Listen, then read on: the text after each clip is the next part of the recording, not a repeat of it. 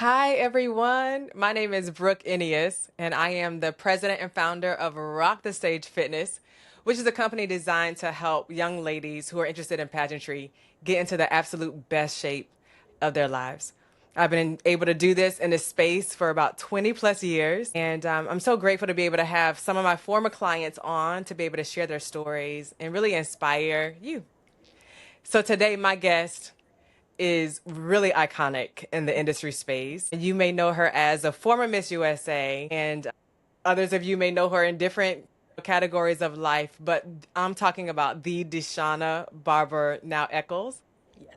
And today we're just going to introduce her. For those of you who may not have had a chance to follow her reign or just even her social media at this point, I'm going to give you just some background about who she is, and then we'll jump into some good conversation. So here we are. Today's episode again is very special. I'm sitting down with Deshauna Barber Eccles, former Miss USA, U.S. Army Reserve officer, speaker, and founder of Service Women's Action Network. Deshauna is known not just for her title, but for her discipline, leadership, and purpose driven approach to success. In this episode, we're diving into her pageant journey, what it takes to win at a high level. We're going to talk about her fitness prep, but also how she transitioned into a powerful career impacting audiences around the world. I've had the privilege of working with Deshauna as her pageant prep fitness coach with PR pageant coaches. And if you're interested in winning on any level, believe me, you got to get completely plugged into this conversation. So let's go ahead and welcome the one and only Deshauna. Welcome. Oh, hi everybody. Hi, Brooke. Hey, love. So Deshauna and I again go way back when she first kind of was figuring out the DC route Yeah. and just had the opportunity to really help her to prep behind the scenes. But before we even get there, I want to talk about just you. hmm Many people again are inspired by you. I think it's your authenticity, to be honest. And we were kind of talking about that just now in the green room. But I just want to talk about your journey from the military to Miss USA. What do you think really helped shape your discipline early on? I would say my parents for sure. Some people don't know that both my parents were military. So my dad was a drill sergeant and a Green Beret, and then my mom was a truck driver. For anyone that's a veteran, they know what an LMTV is. It's this like massive truck. And my dad always tells the story that he was on Fort Benning in Georgia and he saw her get out of the truck and he looked at his friend and said, I'm going to marry her the moment Wow. he set eyes on her. So, I was raised by two individuals, one that were very giving and generous individuals, but they were also very stern and disciplined. And they made sure that myself and my siblings always prioritized our dreams while also prioritized being a good person in general. And I think that for myself, I don't know who I would be if it were not for the things that they instilled in me during my upbringing. So I definitely credit them on how it is that I'm not only so ambitious, but I'm also driven. And people think I'm fearless. I just know how to cope with fear a little bit better. So I'm good at pursuing things that I'm afraid of. So, Oh, that's so good. yeah. Yeah, I think most people back away whenever they are afraid. Yeah. You've learned to not, I mean, fear is a part of life. Something you have to learn to overcome. So you Yeah. just learned to kind of push into the storm. Absolutely. I So think for good. me, I think fear in some way is a reminder to me that I'm doing something that's uncomfortable and therefore I'm doing something that's brave. So I look at it as if I'm afraid of it, then that means that I must be stepping outside of my comfort zone, which is something that people really struggle to do. And I try to give myself kudos for facing it. And in some way, it kind of helps me drive through the discomfort. So, Yeah. But Deshaun, I was watching a documentary. This is so off the cuff, but it's called Limitless. And it's from an actor. Have you heard of it? I've heard of the movie Limitless, but not of a Oh, documentary Limitless. But there's a yeah, it's really good. So Chris Hemingway, I think is his name, who plays Thor. He hmm, talks about how people end up not living life because they are afraid, right? So you end up getting into this contentness that is not normal or really, it just keeps you in this confined, space. yeah, So I love that. Anyway, so for girls who are somewhat afraid and they're saying maybe I'm not good enough or whatnot, you got to learn to press through it. Yeah. absolutely. So what did you have to develop? What version of yourself did you have to really become do you think was most, I guess, essential for you to win Miss USA? You had mentioned it in the beginning, just the importance of authenticity. And Yeah. also, I think anyone that makes the decision to pursue Miss USA, they have to be a people person, but in a way of someone that can float through the room and have an energy that people are attracted to seeking out. So when you enter a room, whether you have a sash and a crown or not, if you can attract almost the curiosity of the individuals in the room, then you're Okay. probably a natural born Miss USA. Because the way in which when we enter a room, people flock to us and we need to be able to, one, be professional small talkers. I always say that. You have to be a professional small talker when you're Miss USA. And you have to learn how to be able to pull things out of people. So, the way in which you converse and the way in which you ask, where are you from? And you find like connectivity and alignment in the things that they're saying. And then somehow you walk away great friends. So I think Yeah. that that's really important. And again, the authenticity is really important. And I think that sometimes, and probably that's where I went wrong in pageantry. Everyone knows my story of competing for 7 years, and until I came across you and Jules and the entire PR Yeah. family, I had no idea what the heck I was doing. But I think the reason why it took 7 years is because the first 6 years I spent trying to be what I thought the judges wanted me to be. So the way I Hmm. walked, the way I talked, the way I wore my hair, the way I showed up on social media, the way I interviewed, all the things. I was just like, well, you know what? Let me look at Nana Merriweather. Let me look at Crystal Stewart. Let me look at Shantae Hinton. Let me look, and I'm looking at all of these formers trying to replicate their formula. I think that by doing that, you're showing up in a very inauthentic way, and the judges can feel that. I think that people don't understand the energy that projects off of you when you're not being yourself. So I think for years they could tell every time I walked into the interview room and every time I walked on the stage, they could clearly tell that this is not who this girl is. I don't know who she is, but I know this isn't it. And my final year, my 7th year, which was also prior to the rule change, my age out year, I said, you know what? Let me just, for the sake of history, if this doesn't work out, let me just for the first time ever just be myself so that Wow. I can walk away with no regrets. And I show up and I'm myself, and next thing you know, I become Miss DC USA and Miss USA and top 9 at Universe. So I'm like, you know what? I should have just been myself from the beginning. Maybe I would have had it all figured out earlier, Uh-huh. but it kind of takes that, and it kind of takes the confidence that's necessary. And I think if you can master being yourself, regardless of whether or not you're crowned at the end of the night, you can walk away feeling good because you know you showed up exactly who you are. And I think that that's why pageantry felt more like a job my first 6 years, is because I was putting so much effort and work into being something else. And that takes a lot of energy out of you. And I also, in some ways, didn't know who I was, and I wasn't confident enough to show up in that way. So it's like, you know what? Forget it. Let me just show up as Deshauna, and at bare minimum, if I walk away with no crown, I'll at least be appreciative of that. So I always tell girls that pageantry is technically supposed to be fun. And I know that when we walk into these, competitions, we're all intense and in our head and we're like, rah, rah, huh, huh. But really, we're supposed to walk away having a really good time. And if you do that, then no matter what, you win. And I think for myself, especially Universe being the pageant that I didn't win, I walked away with so many friends. I walked away after 3 weeks, 3.5 weeks in the Philippines, having the greatest 3.5 weeks of my life. I kid you not. So, crown or not, I left very satisfied with the experience. So I also pushed a lot of pageant girls when I was on, PR's team. I always pushed that y'all should be going there to make friends, have an enjoyable time, and that'll shine through on stage. Yeah, I appreciate that because I think that sometimes girls could be so focused, and I get it, right? You want to win, so it's like you are showing up, for lack of a better word, as a prima donna, Yeah. and you crush relationships, you crush opportunities, Yeah. and even if you win, like what was it worth? Because you have no idea what the other relationships could have done. Yeah. And it's not even just for you, but just like for your generation. You know what I mean? Like it has to be bigger than you.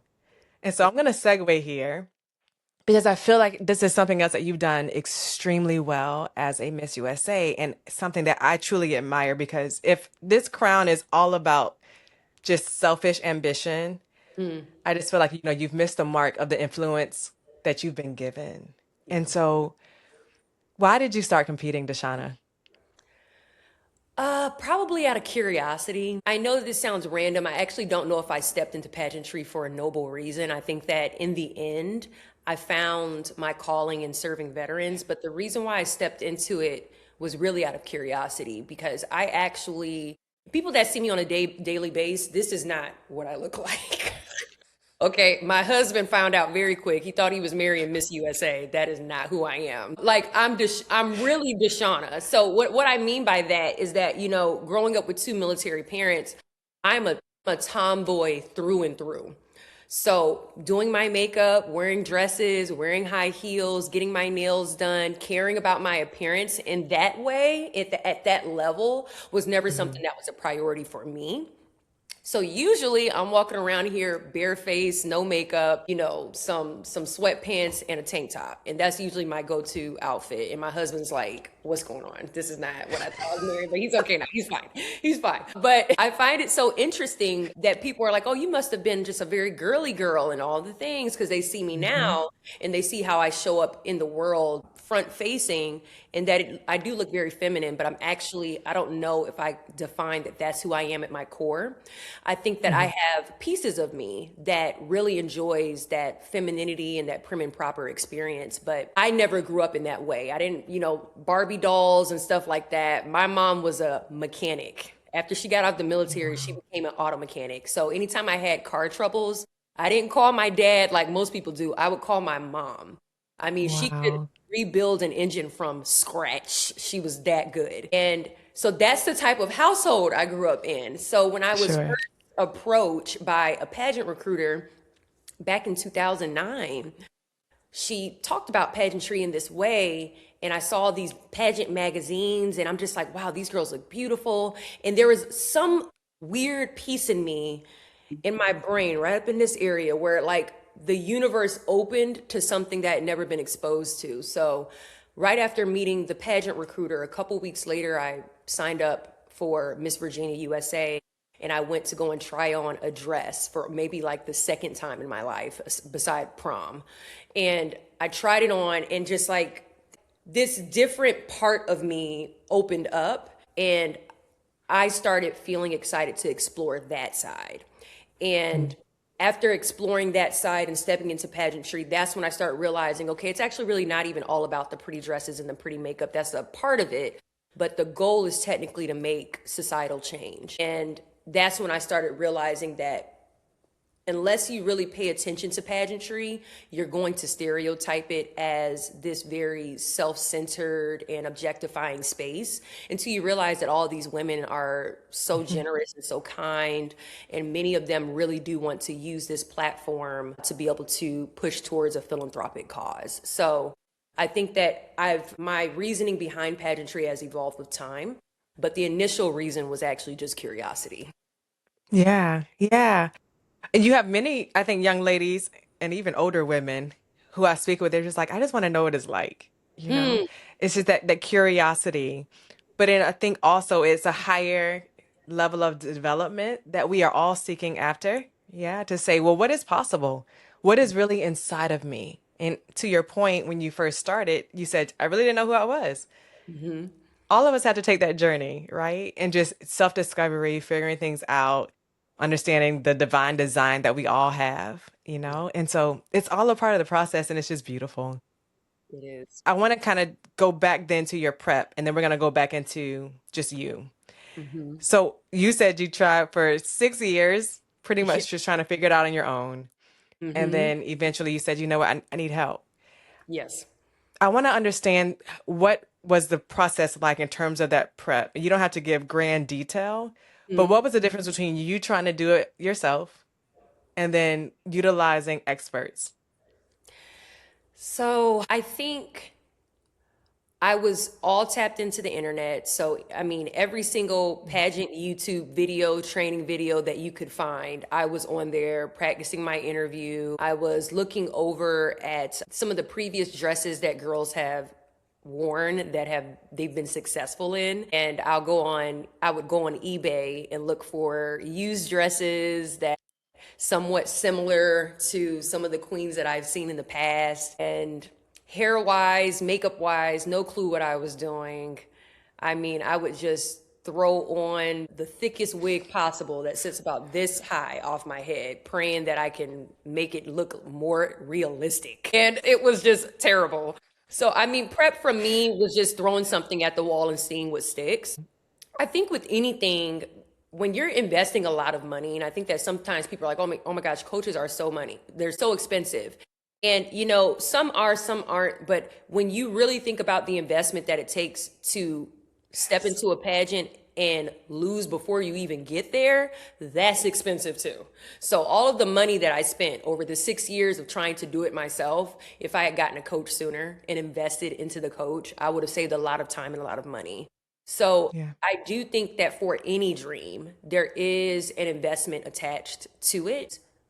Without the investment into prep, you're still losing on the other side because of all the money that you've wasted into things that are actually not helping you progress in the pageant space.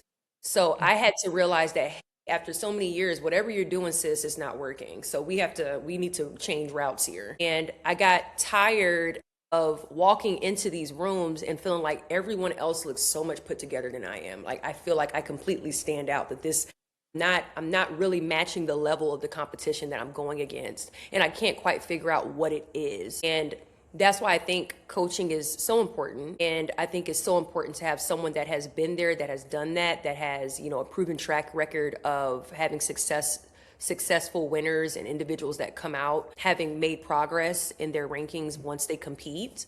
So it was very important to me for my very last year, so that if I don't walk away with the crown, I will know I did everything I possibly could. So that's when I just looked up pageant coach, and I don't know what Jules has on the Google algorithm, but it's the first thing that popped up at the Sure. top of my Google. And I just clicked it, reached out, and I mean, she's been by my side, and so have you and the rest of the team since. So Yeah. Yeah. And that's just a plug really for PR, honestly. Like just so many winners. And it, quite frankly, it is the heart of the team to see you become and discover your best self. And that works. It works. So it was such a pleasure working with you. And I talk about you whenever I present, especially if I have girls who are more petite in the room, right? And I was like, have you ever met Deshauna in person? You know, because she's petite very naturally, yeah. beautiful physique. And so our goal and objective for you preparing for USA was to make sure you didn't lose weight, right? Exactly. And that we were building muscle for the stage. Yes. Most girls are on the opposite end of the spectrum. But I do want to speak specifically to Black girls in this moment, Yeah. because I think just in conversation with quite a few people, there seems to be a disconnect between what is expected for a pageant stage. And so you have some girls who are very discouraged in terms of fitness prep. That's what I'm more so referring to first. Yeah. And understanding that there is a standard. Yeah. I just want you to share that for girls who might feel a little discouraged in their process.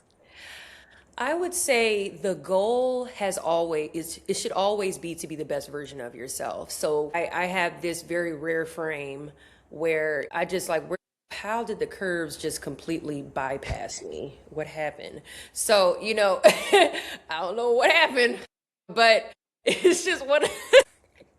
So, let me get myself together. Okay, so as Black women, most of them are very curvy and full figured, and I think that the pressure of being that kind of discourages people from believing that they can still win being curvy and physically fit, or even being primarily muscle. I mean, we are truly built like goddesses, Black women, and I think for myself, I look at like a Miss Virginia USA my year, Desi Williams, who was just legendary in my book. And I didn't know, I knew when it was me and her in top 10, I was like, I don't know. I don't know.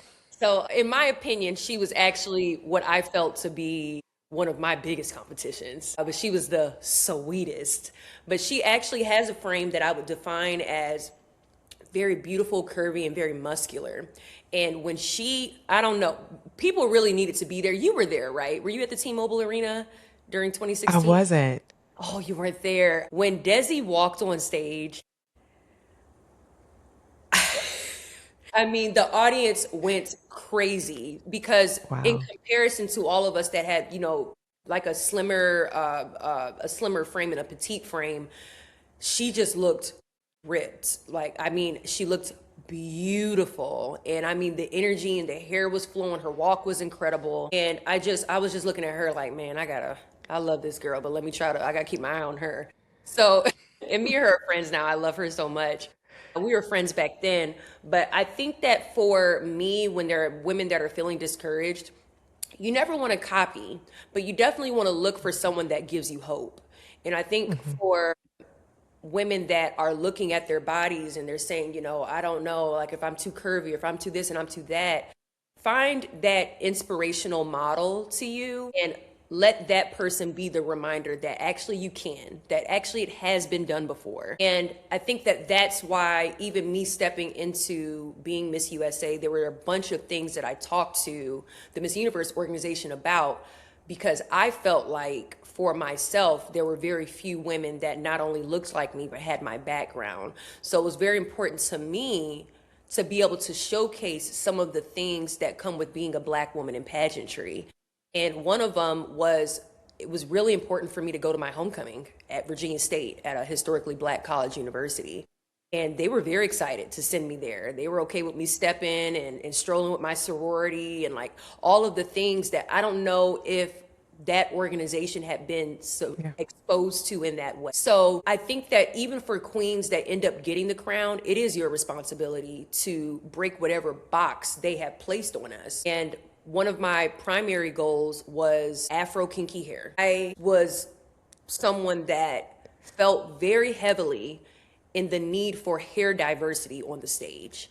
And I knew that it would be so much more difficult for an afro to move from Miss DC to Miss USA to Miss Universe. So I felt in my mind in 2016 that my final goal is to kind of break that stigma, which is why for my final walk, ripped the wig off backstage, pulled out the fro and said, this is how I'm gonna close out my year, in hopes that years after that, I would see not just curly hair, but afro kinky hair.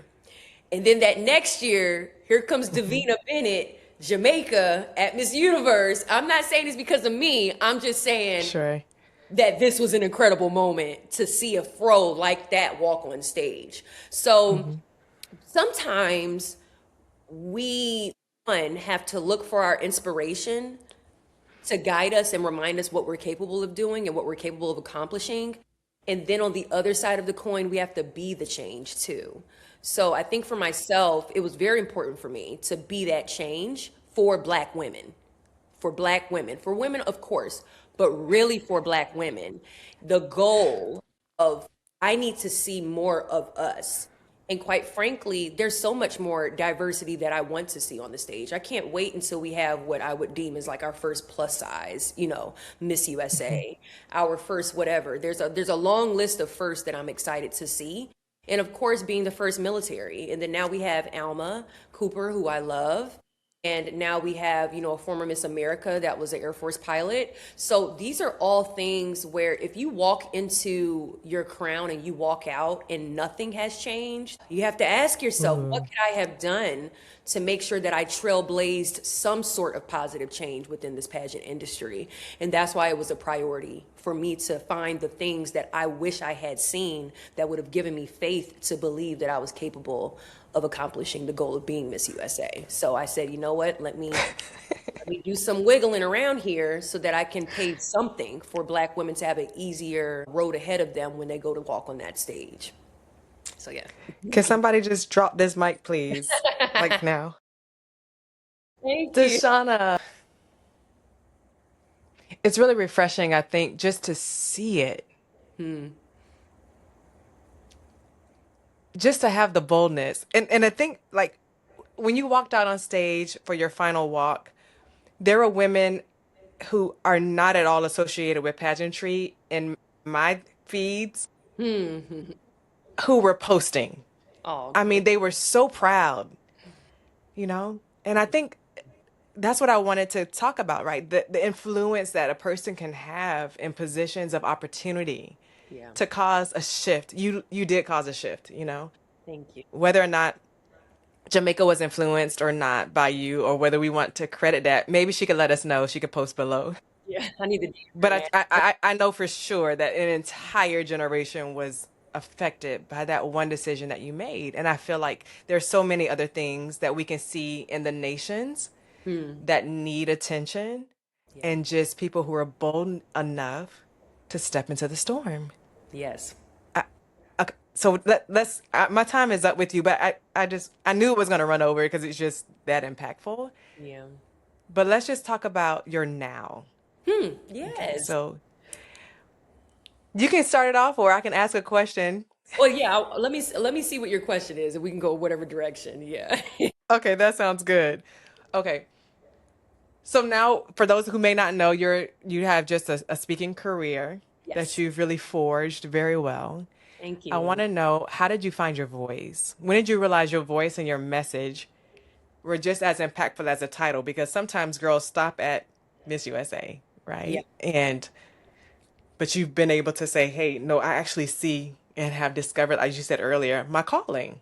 Right. How did that process look? The process was twofold. A lot of it had to do with the passing of my mom while I was Miss USA. Mhm. That completely changed my life, my heart. I became an entirely different person after my mom passed. And honestly, 2026 has probably been one of the hardest years I've had because it's the 10 year. Everything is Yeah. 10 years. So she passed away on August 20th, 2016. Her birthday's February 2nd. It was just all this thing. It's probably one of the hardest years that I've had since 2016 in terms of my grief. So I think to myself, it wasn't necessarily just Miss USA that changed me. It was her passing during Miss USA. And there was Mm. one particular thing that happened that launched me into speaking, and that was 3 weeks after she passed away. The Army utilized me far too much while I was Miss USA. When I tell you, just the Army just kept calling for something. So they called me and they said, hey, we want you to come to the Steve and Marjorie Harvey camp in Atlanta, Georgia. And it is a kind of just like an empowerment camp for, I think, sixth grade to ninth graders in the Atlanta metropolitan area. So Steve Harvey has the boys version in Chicago. And then Marjorie has the girls version in Atlanta. So Okay. it was in partnership with the Army. So when I came, I'm just thinking I'm going to be hugging and, kissing babies on the cheek and taking pictures and be a photo op. That's not what happened. I get there and they're like, hey, for the next 30 minutes, can you just go up there and tell the girls, your story and all the things? And I was at a very emotional point since my mom had Mm. passed away just 3 weeks prior. And I just got up there and I felt all of the guilt, all the mistakes that I made as a daughter. Like I just started thinking through all the things I did wrong. And I went up with the idea not only of sharing with them the power of persistence and the power of not giving up, and that's how I am here today, but also the power of appreciating people while they're here. So, I talked a little bit about my mom's passing, and then I talked about as a daughter, I know that there are 1,000 other things that I can do differently, but that now it's my job to make sure that change comes in abundance and knowing that she's going to see it. So I told them, don't wait until you lose people to change into a better version of yourself because of them. Change now and realize that tomorrow is not promised for any of us. So I go off the same quote that I've been saying for years, which is, if something were to happen tomorrow, would you be happy with how you live today? And it's one of my favorite mindset shifts to keep me on track of being a good person, because I don't know if I'm going to be able to fix it tomorrow. So I think Mhm. in my mind, it pushes me to constantly move in an honorable way, in a very integral way. So that's what launched me into speaking. I got off stage. I don't remember who this lady was. It was someone in uniform. She was a staff sergeant. And she literally walked up to me like an angel, the same way that my beautiful angel Leslie Morton walked up to me in Target. This lady walked up to me after I got off stage. She put her hand on my shoulder and she said, "Hey, you should really consider motivational speaking." Wow. It hadn't even crossed my mind. I just knew I was going to be an actress. I just knew I was going to be the next Gabrielle Union.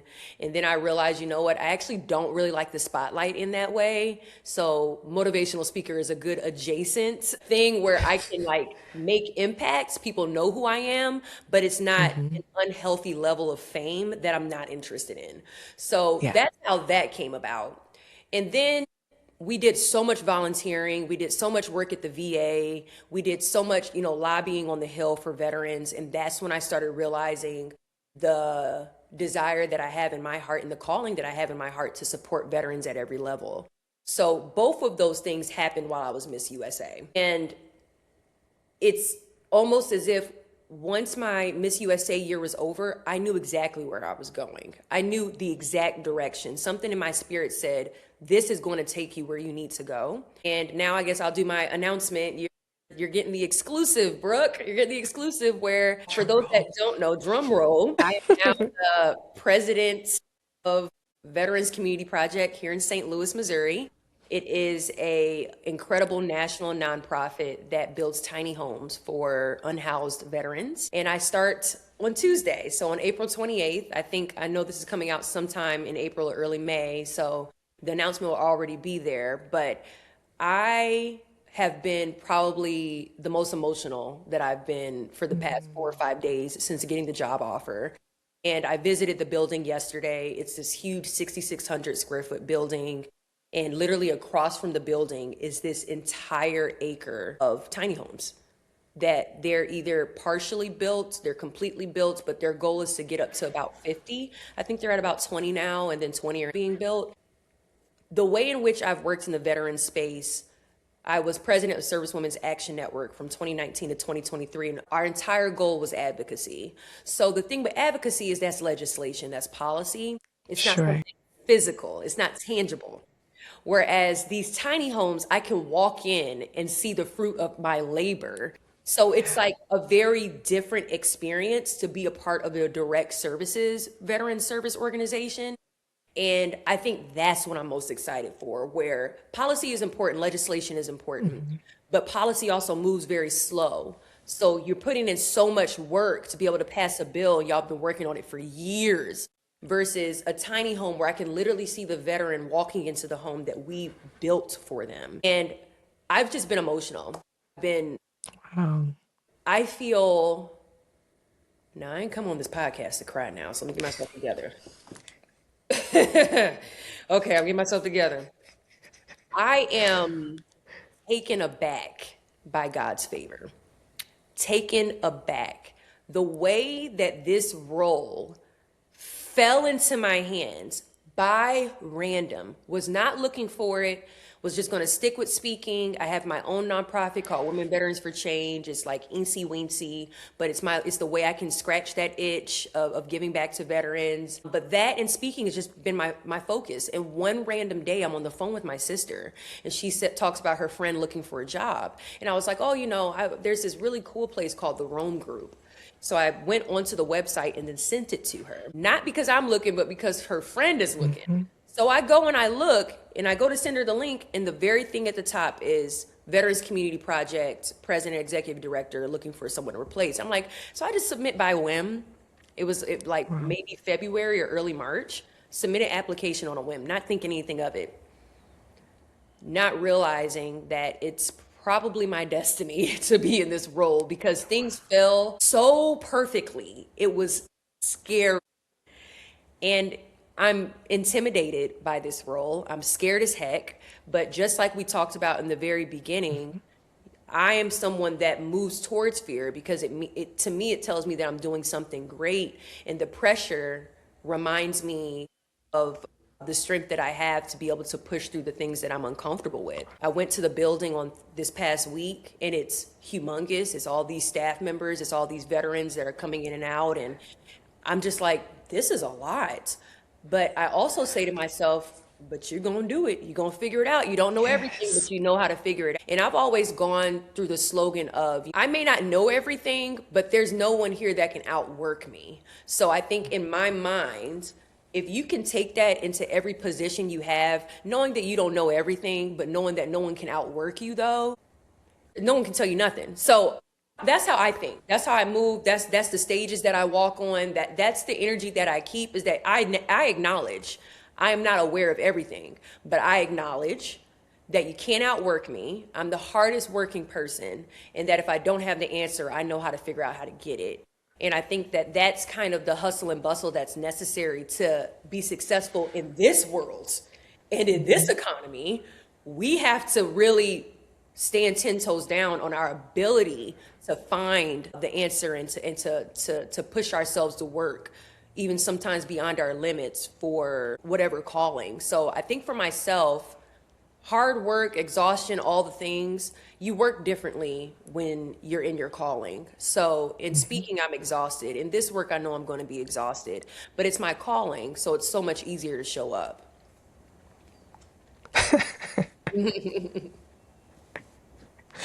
Girls, I hope that you are just taking all of this in, because this is womanhood. Yes, it This is what will cause you to walk into the room and be exactly what Deshauna mentioned in the beginning, right? To be the person that they are so curious about. is. It's not just taking up space. Yeah. It's intentionality. It's a lot of things behind the scenes in terms of preparation and discovery, development, and then work. Yeah. I'm gonna ask that you close out with your final thoughts because we are again way over time. This is so good.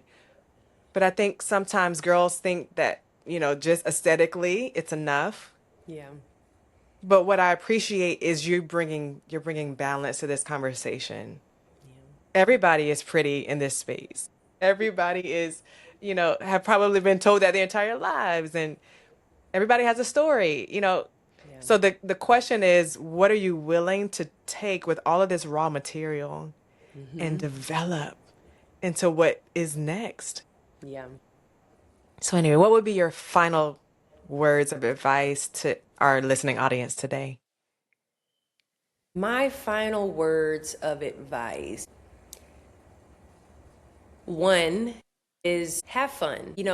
Life is hard enough. The world is chaotic enough.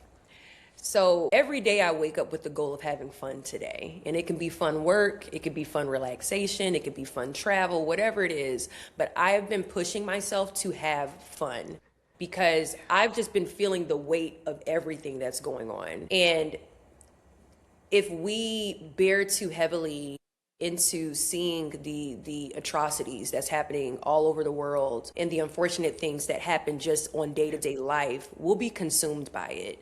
So that's the first thing that I want to say to pageant girls, because I do think that in some way we are individuals that put a lot of pressure on ourselves to show up perfectly. And there's just no such thing as it. So showing up your authentic self is also showing up as a person that's okay with making mistakes, that's okay with not saying things the best, that's okay with stumbling and falling. But the difference between a winner and someone that's not chasing the win is a winner is someone that refuses to give up. And I think for myself, regardless of whether or not it takes me 100 times to accomplish something or 3 times to accomplish something, the point is that I'm never going to not get back up again.